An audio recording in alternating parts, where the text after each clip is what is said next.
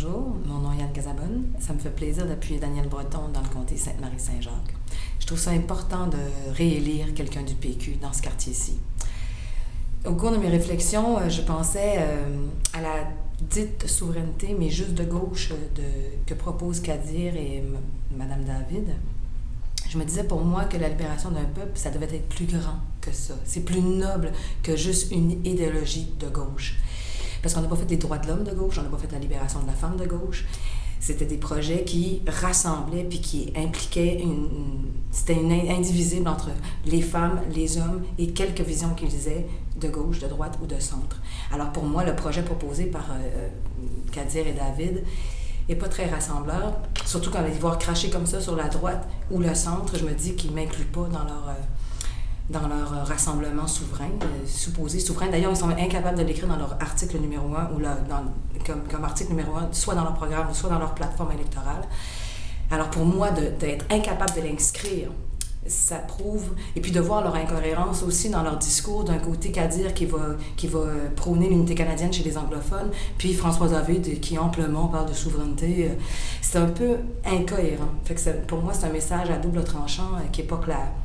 Ensuite, si on parle de leur cadre financier, on a juste à réécouter les émissions de Gérald Filion là-dessus pour savoir ce que je pense. Maintenant, pour la CAQ, François, nationalisme. L'autre fois, j'avais l'impression de réentendre Elvis Gratton. Quand tu disais que tu étais nationaliste, j'entendais franco-canadien d'origine française. Là, reviens-nous. Bon. Pour ce qui est du PLQ, comme on peut le voir par le biais de la commission Charbonneau, on s'est fait entuber pendant 9 ans. Ça découle aussi de l'État, probablement, du déficit de 60 milliards qu'ils nous ont laissé. L'UPAC est en perquisition chez eux. Il y a des relations pas net entre Porter et Couillard. On peut voir aussi, à chaque fois qu'ils ont les rênes du Québec, qui essaient à chaque fois de privatiser tout ce qui nous appartient. On dirait qu'ils veulent nous rendre de plus en plus dépendants. Puis d'ailleurs, M. Couillard, quand vous parlez de rapatrier le Québec dans la Constitution canadienne, on dirait tristement que vous êtes en train de nous dire que c'est seulement quand le peuple québécois va être mort qu'il va être guéri. Bon. En plus de ça, ce matin, je regardais, on est le 28 mars, je regardais ça sur votre page Facebook du Parti libéral, vous mentiez encore à vos propres électeurs en déclarant, en beuglant presque, que le DGEQ est en train de faire une élection référendaire. Non, pas du tout.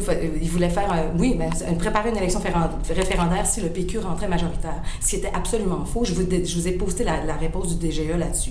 Fait que mentir une fois, mentir tout le temps. On dirait que c'est ça qui vous porte, la corruption. J'ai pas confiance en ça du tout. Là, ensuite de ça, t'as le PQ.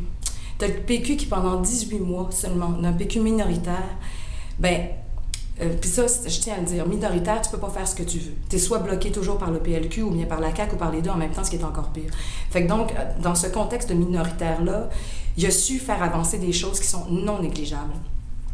Mais on dirait qu'on sent qu'il essaye de reprendre les rênes pour rendre le Québec plus fort. Et ça, c'est remarquable, dans un contexte minoritaire en plus. Et ce qu'on peut remarquer aussi du PQ, c'est qu'ils ont cette capacité de rassemblement. Ils font une coalition entre des gens de gauche, de droite, de centre. Puis en plus, par la qualité des gens qu'ils nous présentent, c'est indéniable que le PQ va offrir le meilleur aux Québécois. Alors donc, dans ces candidatures-là, il y a celle de Daniel Breton, fait que c'est pourquoi ça me fait extrêmement plaisir de l'appuyer dans Sainte-Marie-Saint-Jacques.